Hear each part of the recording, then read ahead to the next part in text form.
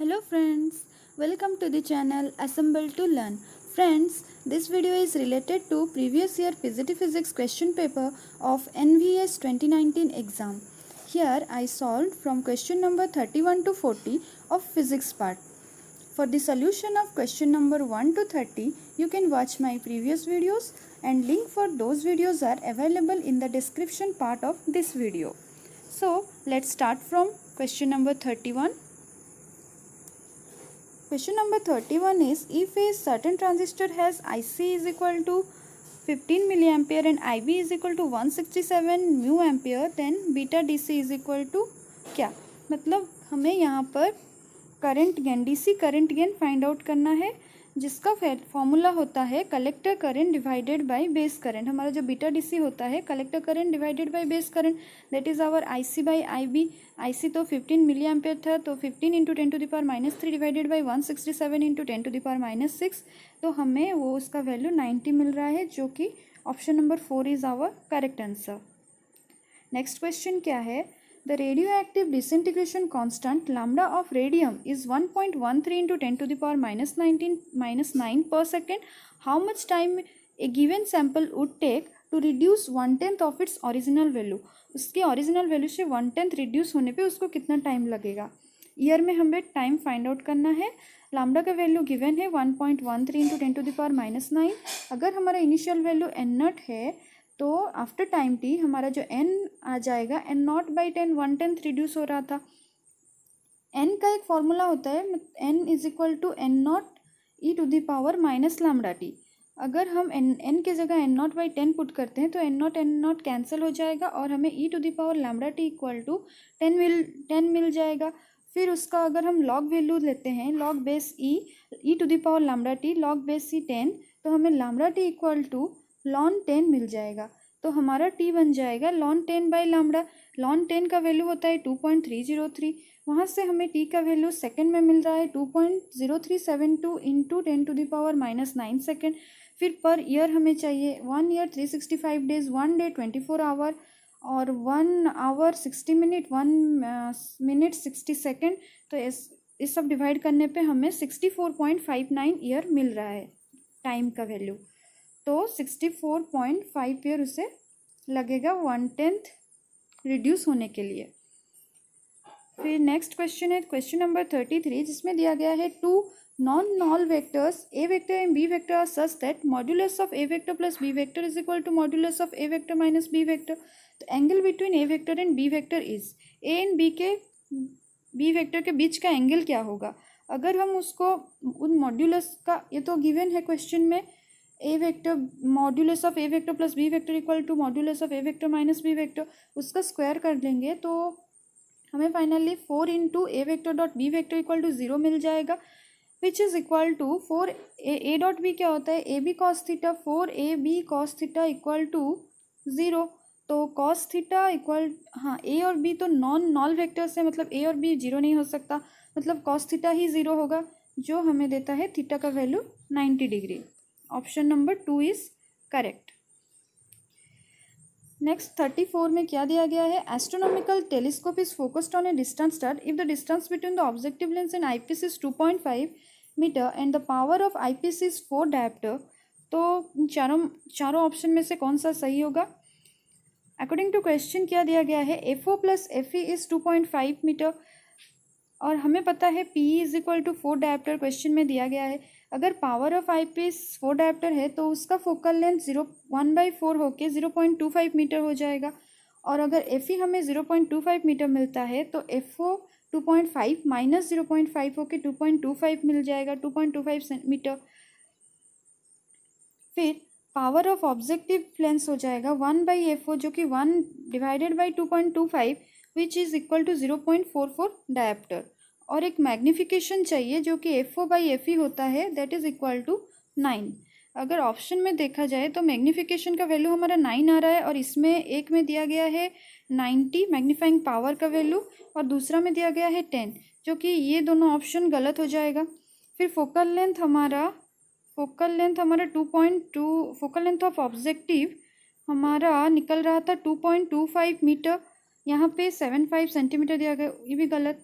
जो power of objective lens दिया 0.44 dioptre है, हमारा भी power of objective lens 0.44 dioptre मिला है। तो ऑप्शन नंबर 2 हमारा सही हो जाएगा। फिर नेक्स्ट क्वेश्चन में है, a sphere of radius 60 centimetre is charge to potential difference 1500 volt, calculate charge on sphere. Charge का वैल्यू क्या होता है, Q equal to C V, where C is our capacitance.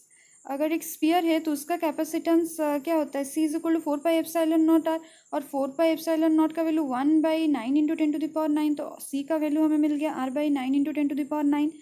फिर C का वैल्यू यहाँ पे पुट करने पे हमें R/9 into 10⁹ into V, R दिया गया है 60 सेंटीमीटर, V है 1500 वोल्ट, तो सेंटीमीटर को उसको मीटर करने के लिए 60 इंटू 10⁻² इंटू 1500 सॉल्व करने पे हमें मिल रहा है 1 इंटू 10⁻7 कूलम, जो कि option number 1 is correct.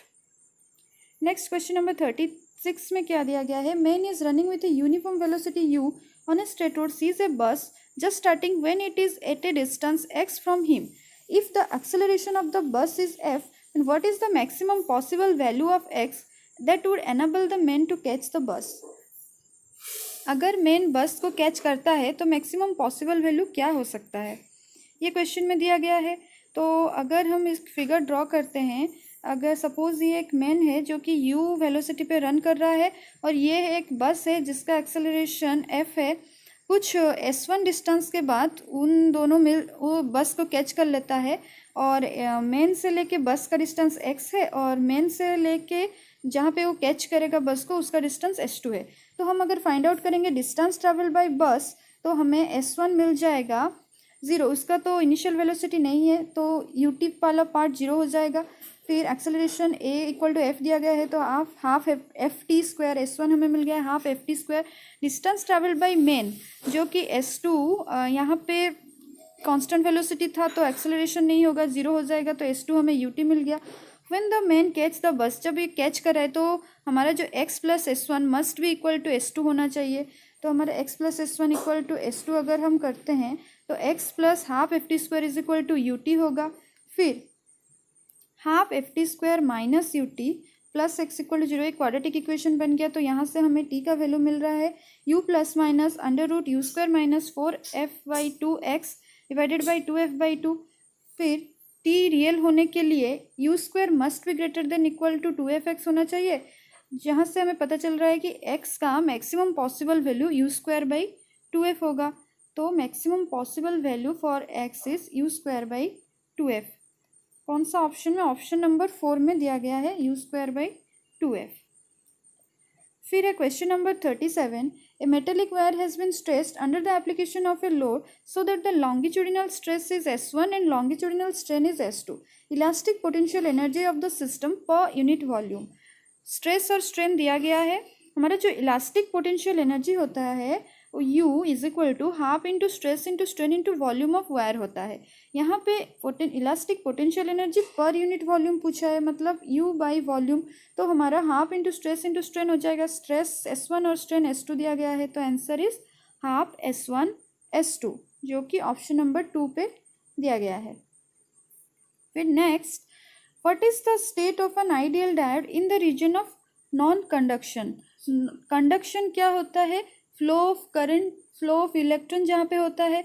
Non conduction region जो होगा जहाँ पे फ्लो ऑफ इलेक्ट्रॉन ब्लॉक हो जाएगा, मतलब नो करंट इज पासिंग।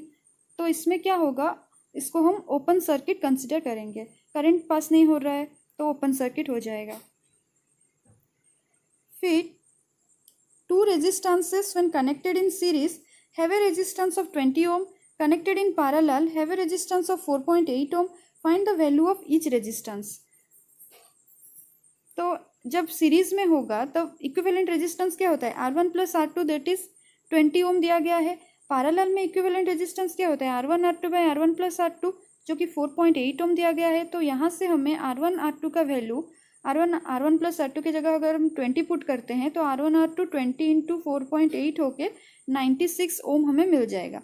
फिर R1 प्लस R2 20 होना चाहिए और R1 R2 96 होना चाहिए। ऑप्शन से देखेंगे तो जो सेकेंड ऑप्शन है 12 ओम एंड 8 ओम, इसका सम 12 प्लस 8 होके 20 हो रहा है, और 12 इंटू 8 96 भी हो रहा है, तो ये ऑप्शन सही हो जाएगा। नेक्स्ट क्वेश्चन नंबर 40 में क्या दिया गया है, 2 Carnot engines operate in series. First engine receives heat at 852 degree Celsius and rejects to a reservoir at T degree Celsius. Second engine receives this heat and rejects it to a reservoir at 47 degree Celsius. It is observed that the efficiencies of the engines are equal. Find the value of T. Efficiency equal दिया गया है। कुछ इस तरह का हम अगर consider करते हैं, ये एक इंजन ए है, सपोज ये हमारा इंजन ए है जहाँ पे हीट रिसीव हो रहा है T1 that is 852 degree Celsius and heat reject हो रहा है T2 that is T degree small T degree Celsius. उसी हीट सेकेंड वाले इंजन बी वाले इंजन पे रिसीव हो रहा है और वहाँ से फिर रिजेक्ट हो रहा है T3 जो कि हमारा 47 डिग्री सेल्सियस दिया गया है। फिर क्वेश्चन में दिया गया है उनका एफिशिएंसी इक्वल होगा, तो eta A equal to eta B. Eta A क्या हो जाएगा हमारा 1 minus T2 by T1 and eta B 1 minus T3 by T2। फिर उसका जो वैल्यू उसको केल्विन में हम कन्वर्ट करेंगे तो T डिग्री सेल्सियस था तो T प्लस 273 एंड नीचे 852 डिग्री सेल्सियस प्लस 273 मिल गया तो केल्विन हो गया। फिर इसको सॉल्व करने पे हमें T प्लस 273 का स्क्वायर इक्वल टू 1125 इंटू 320 मिल रहा है। फिर हमें T का वैल्यू 327 मिल रहा है, तो हमारा T का वैल्यू क्या हो गया 327 डिग्री सेल्सियस। T प्लस 273 यहाँ पे 600 हो रहा है, तो ये हमें T का वैल्यू 327 डिग्री सेल्सियस हो रहा है, जो कि option number 1 is our correct answer. So friends, here we completed our question number 40 which is last question for today. So if you like this video then do like and subscribe this channel for more videos like this. Thank you.